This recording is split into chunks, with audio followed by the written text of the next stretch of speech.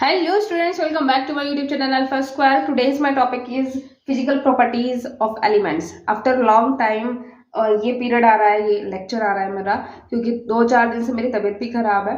Okay, हम आगे बढ़ते हैं। लास्ट जो मेरी वीडियोस थी, केवल मैंने उसमें आपको प्रॉपर्टीज के नेम लिखवाए थे और कैटेगरीज बताई थी। हम इनको किनको केमिकल प्रॉपर्टीज में रखते हैं और किनको फिजिकल प्रॉपर्टीज या जनरल प्रॉपर्टीज इनको हम बोल सकते हैं।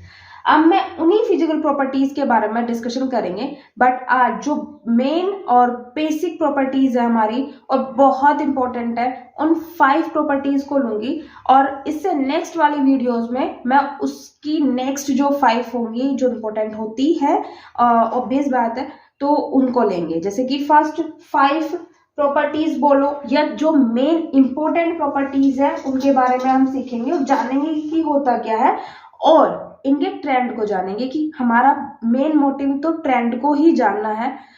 जैसे कि मेरी 5 प्रॉपर्टीज कौन कौन सी होंगी आज, उनके बारे में हम सीखेंगे, जानेंगे और ट्रेंड को देखेंगे। पहले तो है एटॉमिक रेडियस। अब ये लेक्चर इतना इंपॉर्टेंट इसलिए है, बहुत सारा कंफ्यूजन होता है जो इन 5 प्रॉपर्टीज में। मैं लिखवा देती हूँ कौन कौन सी वो प्रॉपर्टीज हैं। जैसे कि एटॉमिक रेडियस, एक सेकंड होता है very important ionisation enthalpy.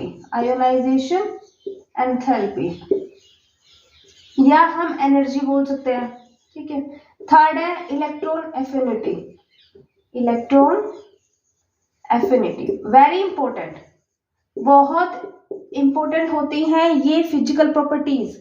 Fourth है हमारा, जो मैं आज 5 प्रॉपर्टीज लूंगी, ये इतनी इंपॉर्टेंट है कि हर बार क्वेश्चंस जो रिलेट करेंगे ना, एस ब्लॉक्स है, पी ब्लॉक्स है, इन्हीं को लेकर करेंगे। इनका ट्रेंड पता होगा तब जाके हम उन एस ब्लॉक्स के जितने भी मतलब इंडिविजुअल एलिमेंट्स हैं, या पी ब्लॉक के हो या डी ब्लॉक के हो, तभी समझ पाते हैं, ठीक है। अब इलेक्ट्रॉन एफिनिटी, एक है electronegativity.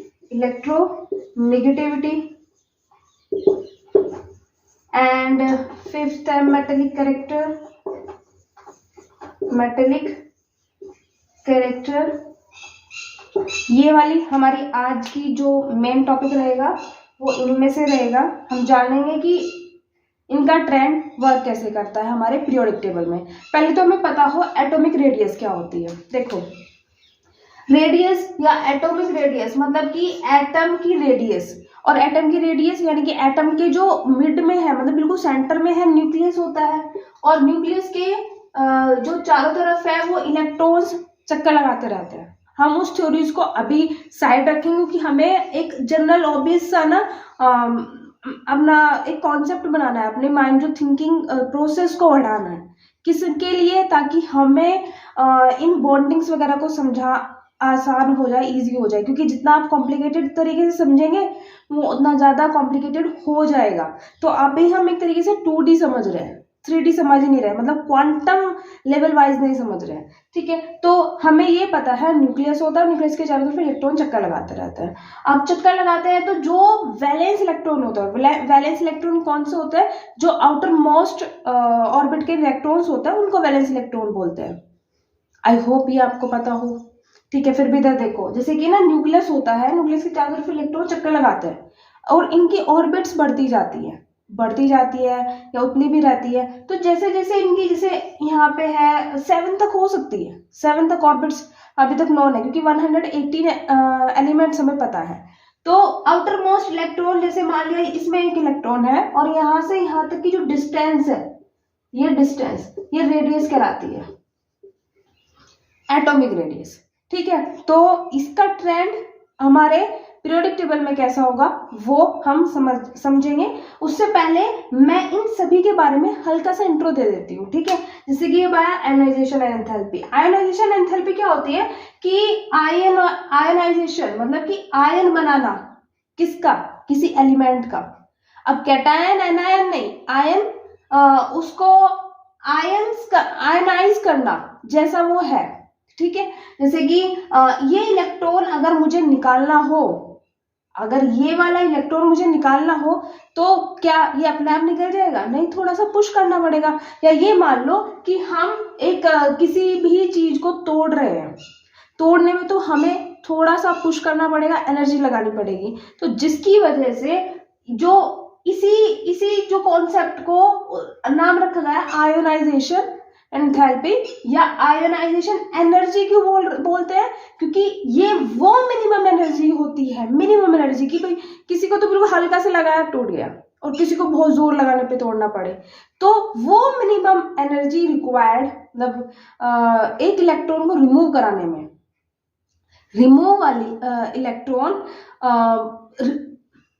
Required energy to remove a electron. ठीक है, अब किस में से, गैसियस एटम में से, क्योंकि आपको पता है कि हमें एक एटम कहाँ पे मतलब सिंगल एटम मिल सकता है। क्या हम सॉलिड में जा सकते हैं? नहीं। लिक्विड में बिल्कुल भी नहीं। एक बार हम ट्राई कर सकते हैं गैसेस में, क्योंकि उसमें जो इलेक्ट्रॉन्स है, जो एटम्स है वो इधर उधर घूमते रहते हैं और मे बी एक इलेक्ट्रॉन हमें मिल जाए। तो हम गैसियस एटम के जितने भी गैसियस एटम में से एक इलेक्ट्रॉन निकाल के ये वाली जो एनर्जी है वो या तो हम मेजर करते हैं, मेजर करने पे तो पता चलेगा ना रिक्वायर्ड कितनी हुई, बिल्कुल मिनिमम एनर्जी, उसको आयनाइजेशन एंथैल्पी या आयनाइजेशन एनर्जी बोलते हैं। आई होप ये कॉन्सेप्ट क्लियर हुआ होगा। ठीक है, इस इलेक्ट्रॉन को निकालने के लिए। ओके, अब आती है इलेक्ट्रॉन एफिनिटी। अब इलेक्ट्रॉन एफिनिटी मतलब कि बाय चांस इसमें 7 इलेक्ट्रॉन्स है, 1 2 3 4 5 6 7 इलेक्ट्रॉन्स है। अब इसमें एक इलेक्ट्रॉन की रिक्वायरमेंट है, तो क्या इसमें हमें मेहनत करनी पड़ेगी? वो तो जाके चिपक जाएगा। ठीक है, तो उसमें मेहनत नहीं करनी पड़ेगी, बल्कि खुश हो जाएगा। मान ले एक भूखा है, ठीक है, वो इंसान भूखा हो और कहीं से उसे खाना मिल जाए तो वो तो खुश होगा। इसमें एनर्जी की रिक्वायरमेंट नहीं होगी, लेकिन एनर्जी रिलीज होगी। ठीक है, अब जब इसमें एनर्जी की रिक्वायरमेंट होगी तो ये पॉजिटिव होता है आयनाइजेशन एंथैल्पी, और इलेक्ट्रॉन एफिनिटी नेगेटिव। इसमें तो पॉजिटिव में डालनी पड़ी एनर्जी और इसमें से निकल गई, खुश हो गया वो। ठीक है, तो इलेक्ट्रॉन एफिनिटी होती है कि जब हम किसी इलेक्ट्रॉन को इजेक्ट करें, मतलब हम नहीं, मतलब इलेक्ट्रॉन किसी शेल में एंट्री करे, तो वो जो एनर्जी रिलीज होती है वो इलेक्ट्रॉन एफिनिटी कहलाती है। 3 कॉन्सेप्ट्स आपके क्लियर हुए, आयनाइजेशन एंथैल्पी या इलेक्ट्रॉन एफिनिटी। अब आई बात इलेक्ट्रॉन नेगेटिविटी। देखो, इलेक्ट्रॉन नेगेटिविटी या इलेक्ट्रोपॉजिटिविटी ये ना बहुत ये मान लो एक तरीके से ये रिलेटेड टर्म्स होती है। रिलेटेड टर्म्स से मतलब क्या है कि अगर मेरे पास में कोई रिच पर्सनैलिटी है, ठीक है, वो मतलब केवल देना ही चाहता है, तो वो एक इलेक्ट्रोपॉजिटिव एलिमेंट है। ओके, और मैं लेना चाहती हूँ तो मैं एक इलेक्ट्रोनेगेटिव एलिमेंट हूँ। लेकिन ये तभी पॉसिबल होता है जहां पे कोवैलेंट बॉन्ड होते हैं। कोवैलेंट बॉन्ड जो मतलब इलेक्ट्रॉन्स की शेयरिंग करते हैं कि भाई मुझे भी नीड है, तुम्हें भी नीड है, चलो शेयरिंग कर लेते हैं और आपस में एक अच्छा सा मिलजुल के रहने वाला बॉन्ड बनाते हैं। ठीक है, जैसे हमारा HCl है, HCl में Cl इलेक्ट्रोनेगेटिव ज्यादा है किससे, H से, तो वहां पे हम ये मेजर करते हैं। रिलेटेड टर्म्स क्यों बोल रही हूँ, रिलेटेड ही तो है, बिना मतलब सिंगल हम नहीं पता कर सकते कि कौन सा ज्यादा इलेक्ट्रोनेगेटिव होगा। हमें हमेशा दूसरे वाला एलिमेंट दिया जाएगा और पूछा जाएगा अब बताओ इनमें से कौन सा इलेक्ट्रोनेगेटिव है। क्लियर? अब नेक्स्ट है मेटेलिक कैरेक्टर। एक कैरेक्टर पूछा है, मेटल्स एंड नॉन मेटल्स एक अलग कॉन्सेप्ट है। मतलब कि मेटल होते हैं वो जिनमें जो आउटर मोस्ट ऑर्बिट्स है उनमें इलेक्ट्रॉन्स घूमते रहते हैं, फ्री घूमते रहते हैं। ठीक है, और नॉन मेटल्स जो केवल लेना चाहते हैं, भूखे हैं। ठीक है, अब ये इलेक्ट्रोनेगेटिविटी से भी रिलेट करते हैं, इलेक्ट्रोपॉजिटिविटी से भी रिलेट करते हैं। ठीक है, जितना, और ये एटॉमिक साइज जितना बड़ा होगा वो इंसान उतना दूर के एलिमेंट से ना कम मतलब लगाव रखेगा। ठीक है, कम लगाव रखेगा तो जैसे आयनाइजेशन पोटेंशियल है उसे हल्की सी एनर्जी देती वो निकल जाएगा। ठीक है, तो इट मीन्स कि साइज पे भी डिपेंड करता है, और साइज पे डिपेंड जब हम साइज समझ चुके हैं किसमें, जब हम पीरियोडिक टेबल में देखेंगे ना, जब साइज कहाँ इंक्रीज कर रहा है कहाँ डिक्रीज कर रहा है, तो ये जितनी 4 जो बाकी की जो टर्म्स है ना, ये भी रिलेट करती हैं। और सबसे ज्यादा कंफ्यूजन इन्हीं चीज में होता है, कौन सा तो आयनाइजेशन पोटेंशियल होता है, कौन सा इलेक्ट्रॉन एफिनिटी, इलेक्ट्रोनेगेटिविटी क्या होते हैं, समझ नहीं आता। तो अब आते हैं मेटेलिक करेक्टर पे। देखो मेटेलिक करेक्टर उतना जो इजीली रिमूव कर दे इलेक्ट्रॉन, ठीक है, मतलब कंडक्ट, अच्छा ये बहुत अच्छे हीट के या इलेक्ट्रिसिटी के बहुत अच्छे कंडक्टर होते हैं मेटल्स, हम जानते हैं। और कंडक्ट कराने के लिए भी तो कोई चाहिए ना। तो ये मान लो इलेक्ट्रॉन्स उसके उनके सरफेस पे घूमते रहते हैं, तो इलेक्ट्रॉन्स किन के सरफेस पे घूमते रहते होंगे, मेटल्स के सरफेस पे घूमते रहने से मतलब क्या है कि ना फ्री इलेक्ट्रॉन्स है वहां पे बहुत सारे, ठीक है। तो वो बहुत अच्छे इलेक्ट्रॉन्स, वो मेटल्स माने जाते हैं जो बहुत इजीली रिमूव कर दे, हल्का सा टच दे और रिमूव कर दे, ठीक है। तो वो मेटल्स काफी अच्छे होते हैं, ठीक है। कैरेक्टर से मतलब ये है कि जिसमें ज्यादा मेटेलिक कैरेक्टर होगा वो बहुत अच्छा मेटल माना जाता है, कैरेक्टर, ठीक है। अब हम बात करेंगे इन 5 प्रॉपर्टीज की पीरियोडिक टेबल में। तो मैं पीरियोडिक टेबल बहुत अच्छे से बनाना मैंने लास्ट टाइम भी आपको सिखाया था, मैंने पीरियोडिक टेबल बना ही दी है, हल्की सी, थोड़ा टाइम में, ज्यादा टाइम भी नहीं लगा। ओके, तो अब हम ट्रेंड की बात करते हैं। 5 हमने चीजें जान ली, अब ट्रेंड जानेंगे क्या होता है। तो इसको आप नोट भी कर सकते हैं, ठीक है। जैसे कि अगर मैं एटॉमिक रेडियस की बात करूं, अब देखो इधर आपके ऑर्बिट्स बढ़ते जा रहे हैं। अब एक बात बताइए कि किसी में 1 ऑर्बिट है, किसी में 2 ऑर्बिट है, किसी में 3 ऑर्बिट्स है, किसी में 4 ऑर्बिट्स है। तो क्या लग रहा है आपको, रेडियस बढ़ रही है कि डिक्रीज कर रही है?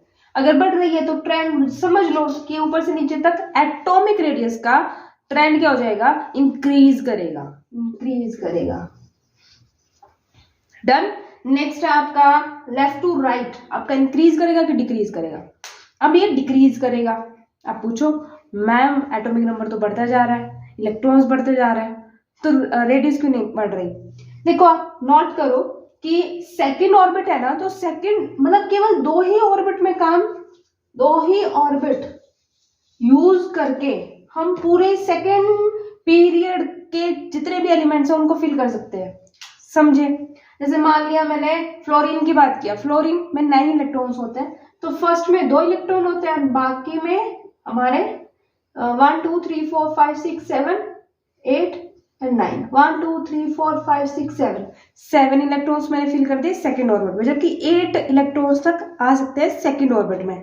तो क्या पता चला कि उसी ऑर्बिट में जब आप डलते जा रहे हैं और प्रोटॉन की भी जो नंबर है वो भी इंक्रीज हो रहा है, proton equals to atomic number ना, तो क्या होगा कि जो आसपास घूमने वाले इलेक्ट्रॉन्स है ना, उनको पकड़ने की पावर भी उतनी ज्यादा बढ़ती जाती है। तो जिससे क्या होता है ना, वो सिकुड़ने लगता है, वो रेडियस क्या होने लगती है, क्लोज करने लगते हैं, वे इलेक्ट्रॉन्स आपस में क्लोज करने लगता है। कौन? ये मान लो हम न्यूक्लियर फोर्स, ठीक है, वो इलेक्ट्रॉन्स को और जकड़ने लगता है, ठीक है। ये बात समझ आई है, अच्छे से समझ आई है। It means left to right जाने पर हमारा जो रेडियस है वो डिक्रीज करेगा।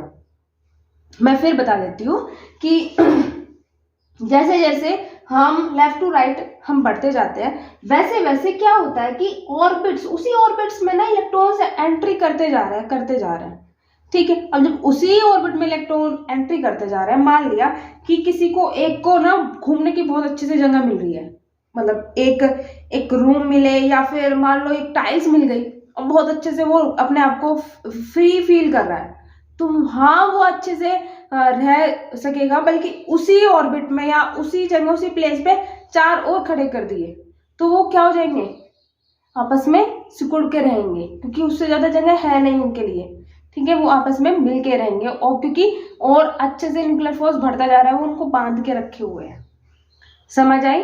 तो क्या होगा, लेफ्ट टू राइट जाने पर जो एटॉमिक रेडियस है वो डिक्रीज करेगी, atomic radius, increase atomic radius, ठीक है। अब हमारा जो सेकंड था आयोनाइजेशन पोटेंशियल। अब एक बात बताओ, ये फ्रेंसियम है, फ्रेंसियम का होता क्या, हमारा जो एटॉमिक नंबर है वो 87, 55 हमारा सीजियम का, 37, 19, 11, 3 एंड 1, ये तो हमें पता ही है। ये मैजिक नंबर से आप निकालना जान जाएंगे, जब आप प्रैक्टिस करते जाते हैं ना तो आपको पता चल जाता है कि किस तरह से हम अपनी पीरियोडिक टेबल बना सकते हैं। ओके, अब हमें आयनाइजेशन पोटेंशियल देखना है। अब एक बात बताओ, मैंने क्या बताया था, जो मिनिमम एनर्जी लगे किसी इलेक्ट्रॉन को निकालने में वो उतना कम मतलब उसकी उतनी ही कम आयनाइजेशन पोटेंशियल होगा, ज्यादा तो होगा नहीं। अब एक बात, फ्रेंडशिप में 87 इलेक्ट्रॉन्स है, सबसे लास्ट ऑर्बिट में एक इलेक्ट्रॉन है और 7th ऑर्बिट है, मतलब 6 ऑर्बिट तक 86 इलेक्ट्रॉन्स आ जाते हैं और लास्ट वाले में एक है 7th में। ठीक है, तो एक इलेक्ट्रॉन को निकालो वो भी 7th में जाके, बहुत इजी होगा। सबसे ज्यादा इजी तो मेरे ख्याल से 87 वाले में ही होगा। तो क्या होगा, ऊपर से नीचे जाते वक्त वो एनर्जी ज्यादा लगानी पड़ेगी, कम लगानी पड़ेगी? कम लगानी पड़ेगी। तो मतलब कि क्या होगा, ऊपर से नीचे जाते वक्त क्या रहेगी आयनाइजेशन पोटेंशियल, इंक्रीज करेगा कि डिक्रीज करेगा?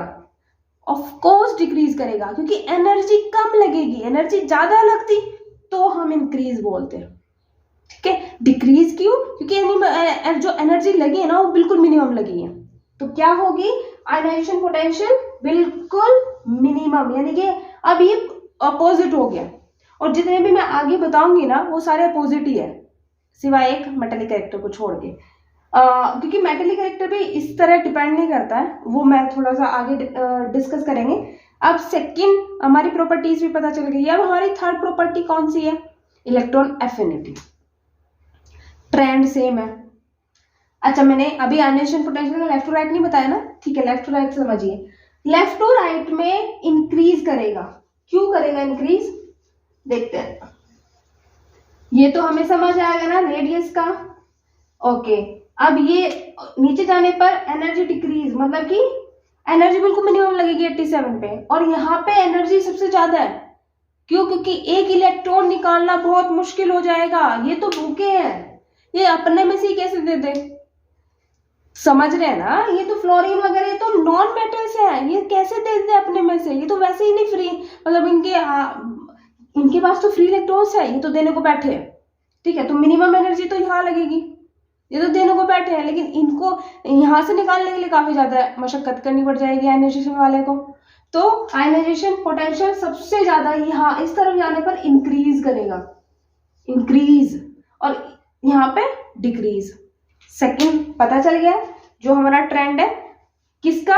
आयोनाइजेशन पोटेंशियल का। आयोनाइजेशन पोटेंशियल,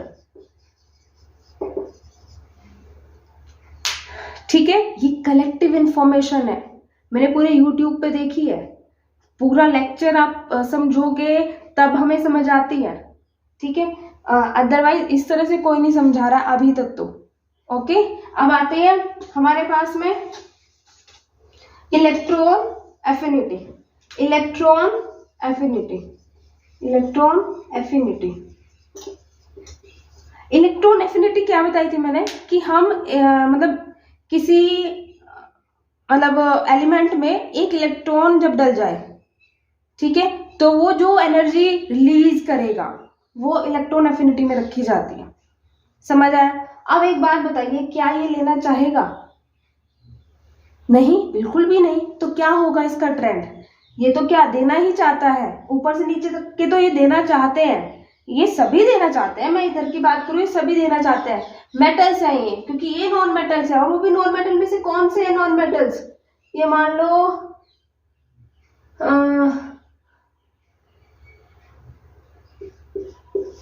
ये नॉन मेटल्स में आते हैं, नॉन मेटल्स में, और सॉरी मेटलॉइड्स में, और मेटलॉइड से ऊपर वाले नॉन मेटल्स और मेटलॉइड से नीचे वाले मेटल्स में। ये है सिर्फ नॉन मेटल्स, ये हमारी इनर्ट गैसेस है। तो ये तो भूखे हैं लेने के लिए। तो एक बात बताओ, सबसे ज्यादा इंक्रीज तो इसी तरफ करेगा, सेम ट्रेंड जो हमारा आयनाइजेशन पोटेंशियल था। क्यों? क्योंकि यहाँ पे तो मिलते ही उसको खुशी होगी और वो एनर्जी रिलीज अच्छे से करेगा, लेकिन यहाँ पे तो मतलब लेना ही नहीं चाहता, तो डिक्रीज। ऊपर से नीचे वक्त जाते वक्त इलेक्ट्रॉन एफिनिटी क्या हो जाएगी? डिक्रीज, और लेफ्ट टू राइट जाते वक्त इंक्रीज, ठीक है। ये समझ आया इलेक्ट्रॉन एफिनिटी? 3 टॉपिक्स आपके समझ आई थिंक क्लियर हो गए होंगे। अगर अब भी डाउट है तो मैं नेक्स्ट वीडियो भी बनाऊंगी, ठीक है, उसमें भी आपको समझाऊंगी, क्योंकि नेक्स्ट वीडियो में जो 5 टॉपिक्स बचेंगे वो बहुत बेसिक्स है, इनकी नीड पड़ती है हमारे बॉन्डिंग्स वगैरह बनाने में। ओके, अब हमारा आया next electron electronegativity same trend है, बिल्कुल सेम ट्रेंड है, मतलब डिक्रीज इंक्रीज। कैसे? नेगेटिविटी मतलब कि जो भूखा हो, इंक्रीज सबसे भूखे तो यही है, ये तो लेना चाहते हैं। मतलब एक जनरल ट्रेंड की बात करें, है ये रिलेटिव टर्म है। आयनाइजेशन पोटेंशियल को बोल सकते हैं, सिंगली हम मेजर कर सकते हैं, बट इलेक्ट्रॉन एफिनिटी को तो हम कोवेलेंट बॉन्ड में ही फील कर सकते हैं। तो क्या होगा, ये इधर लेफ्ट टू राइट जाते वक्त इंक्रीज करेगा, मतलब ये वाले एलिमेंट सबसे ज्यादा इलेक्ट्रोनेगेटिव होते हैं। इलेक्ट्रोनेगेटिव इंक्रीज, यहां से ऊपर से नीचे जाते वक्त डिक्रीज। समझ आया? अब आता है हमारा लास्ट, ये फोर्थ है, fifth metallic character. Metallic character क्या होगा? मेटेलिक कैरेक्टर क्या होगा? देखो, मेटल्स जो इलेक्ट्रॉन इजीली रिमूव कर दे, तो ये अच्छे इजीली रिमूव तो यही कर रहे हैं, बट जो हमारे अच्छे मेटल्स, बहुत अच्छे मेटल्स मिलते हैं, वो डी ऑर्बिटल्स वाले जो इलेक्ट्रॉन्स होते हैं, या 3D 4D 5D सीरीज में मिलते हैं। ठीक है, तो हम इस तरह से वैसे डिनोट नहीं करते, करना चाहो कर सकते हो, बट हमें मेटल्स जो नॉन मेटल्स अच्छे यहाँ मिलेंगे, मेटल्स हमें अच्छे यहाँ मिलेंगे। ठीक है, तो हम कुछ डायगोनल टाइप ले लेते हैं, मेटल एंड नॉन मेटल। अब मैं इनका एक अच्छा सा आपको समझ आए, ये वाला आप नोट कर सकते हैं। जो मैं लास्ट आपको बता रही हूं वो क्या है कि लेफ्ट टू राइट जाने पर एटॉमिक रेडियस डिक्रीज करेगी, एटॉमिक रेडियस यहां पे इंक्रीज करेगी। अब ऐसे ही अगर मैं बात करूं मेटेलिक कैरेक्टर की, तो metallic character left to right क्या होगा? डिक्रीज होगा। एटॉमिक मेटेलिक कैरेक्टर क्यों? यहां तो नॉन मेटल्स मिलते हैं, हम ये जरूर बोल सकते हैं नॉन मेटेलिक कैरेक्टर इंक्रीज होगा, बट मेटेलिक कैरेक्टर तो इंक्रीज नहीं होगा ना। आई होप कि आपको मेरी बातें समझ आ रही हैं, आपको ये टॉपिक समझ आ रहा है। और ये वाली जो 5 प्रॉपर्टीज है ना, सबसे ज्यादा कंफ्यूजिंग होती है। अब मतलब कभी कभी ऐसा होता है कि पूरा टीचर ने ना पूरा लेक्चर ले लिया, लेकिन हम वहीं पे गायब हैं। ठीक है, तो मेटेलिक कैरेक्टर और ये वाले इंपॉर्टेंट होते हैं, क्योंकि ना ये थिंकिंग पावर को बढ़ाते हैं। इतने सारे मेटल्स हैं, ये क्या होते, देखो जो हमारी पीरियोडिक टेबल है ना, वो एक तरीके से ईंटें हैं, ईंटें, चूना, पत्थर, जो भी हमें एक मकान तैयार करने के लिए इस्तेमाल करना होता है, और एक केमिस्ट्री एक मिस्त्री है। ठीक है, तो वो, या ये बोलो कि केमिस्ट्री पढ़नी है तो हमें इनकी ABCD पीरियोडिक टेबल पढ़नी है, तो ये वाली चीजें पीरियोडिक टेबल की प्रॉपर्टीज वगैरह आनी चाहिए। आई होप कि ये चीजें समझ आई होंगी आपको। अब आती है मेटेलिक कैरेक्टर। मेटेलिक कैरेक्टर ऊपर से नीचे क्या होगा, मतलब रिमूव करने, ये इंक्रीज करेगा। मेटेलिक कैरेक्टर इंक्रीज, ठीक है, मेटेलिक कैरेक्टर डिक्रीज। अब ये केवल 2 कैरेक्टर ऐसे हैं जो इन मैंने 5 बताए ना, इन 5 में से केवल 2 कैरेक्टर ऐसे हैं जो ऊपर से नीचे जाते वक्त इंक्रीमेंट दिखाते हैं, इंक्रीज होते हैं, और लेफ्ट टू राइट डिक्रीज होते हैं। अदरवाइज अब हमारे पास कौन कौन से हैं? एक तो है आयोनाइजेशन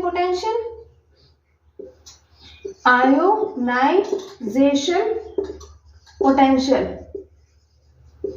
ये क्या होगा? डिक्रीज होगा, इंक्रीज होगा क्योंकि ये भूखे हैं सॉरी, कौन से भूखे हैं? मेटल, नॉन मेटल्स, वो तो लेना चाहते हैं। और ये क्या है? ये तो निकालने की एक एनर्जी है, किसी इलेक्ट्रॉन को निकालने की। मतलब एक भूखे इंसान से मांग रहा है तो कैसे देंगे वो? उनको तो निकालने के लिए बहुत एनर्जी लगेगी। कहीं ऐसा तो ना, ऐसा भी हो सकता है कत्ल करना पड़े। एक जनरल आपको बस कॉन्सेप्ट याद कराने के लिए मैं थिंकिंग बेटर स्किल बता रही हूँ आपको। अब आती है, ये इधर से इधर जाने पर क्या होगा? आयनाइजेशन पोटेंशियल इंक्रीज करेगा, बल्कि नीचे जाने पर ये डिक्रीज कर जाएगा। Ionization potential decrease. अब ऐसे ही हमारा है इलेक्ट्रॉन एफिनिटी इंक्रीज, मतलब वो खुश होगा उधर जाने, मतलब इलेक्ट्रॉन एनर्जी उतनी ज्यादा निकलेगी। अगर एक इलेक्ट्रॉन डाल दिया मेटल, नॉन मेटल्स में, तो उतना ही ज्यादा खुश होगा ना। अब एक बात बताओ, जो हमारे बीच में ये कार्बन आता है, बोरोन आता है, ये इलेक्ट्रॉन्स चाहते भी हैं और देना भी चाहते हैं। ठीक है। तो इनमें इतना ज़्यादा खुशी वगैरह नहीं होगी, लेकिन जितने लास्ट वाले इलेक्ट्रॉन्स में होगी इनर्ट गैस को छोड़कर। वो तो साधु हैं। अभी एक्सेप्शंस मैं नहीं बता रही हूँ, बहुत सारे एक्सेप्शंस होते हैं हमारे पीरियोडिक टेबल में, वो तब हम पढ़ेंगे जब हमारे S block, P block, D blocks आएंगे। इनके बाद हम डायरेक्ट जाएंगे बॉन्डिंग पे।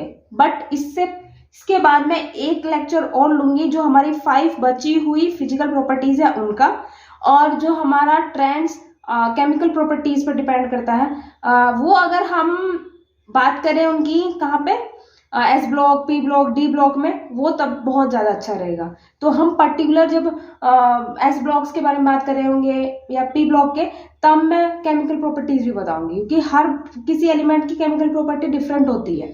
ठीक है, तो इलेक्ट्रॉन एफिनिटी इंक्रीज करेगा और ऐसे ही इलेक्ट्रॉन एफिनिटी यहाँ पे इंक्रीज होगी। Electron affinity increase, sorry decrease. ठीक है, और लास्ट कौन सा बचा, एक हो गया, 2, 3, 4, इलेक्ट्रोनेगेटिविटी।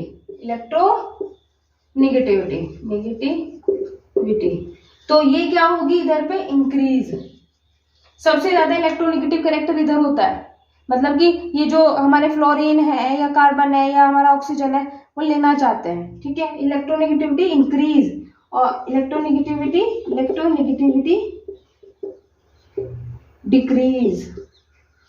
ये आई थिंक आपको मैंने क्यों कराया ये 5 इधर और 5 उधर, मतलब नेक्स्ट चैप्टर में, नेक्स्ट लेक्चर में, ताकि आपको ये चीजें याद हो। मेरा मेन मोटिव आपको याद ना करा के आपको समझ आए, आप एब्जॉर्ब कर लो। आयोनाइजेशन पोटेंशियल का मतलब वो एनर्जी वो मिनिमम एनर्जी जिसको जिसमें से इलेक्ट्रॉन निकाला जा सके, जिसकी हेल्प से इलेक्ट्रॉन निकाला जा सके। ठीक है, तो हमारे इस तरफ होते हैं हमारे नॉन मेटल्स, या वो जो बहुत ज्यादा भूखे हैं, और जो बहुत ज्यादा भूखे होते हैं ना उनको नॉन मेटल्स। जो बहुत ज्यादा धनवान होते हैं, मतलब रिच होते हैं, वो इलेक्ट्रॉन देना चाहते हैं, तो वो मेटल्स की कैटेगरी में आता है। समझ आया? अब आते हैं, ये हमारी आज की जो लेक्चर है ये फिनिश हुआ। आई होप कि आपको समझ आया है। अगर आपको मेरी मेहनत और आपको मेरा टीचिंग स्किल अच्छा लग रहा है तो लाइक करना, शेयर करना, सब्सक्राइब कर लीजिएगा। Thank you, bye bye.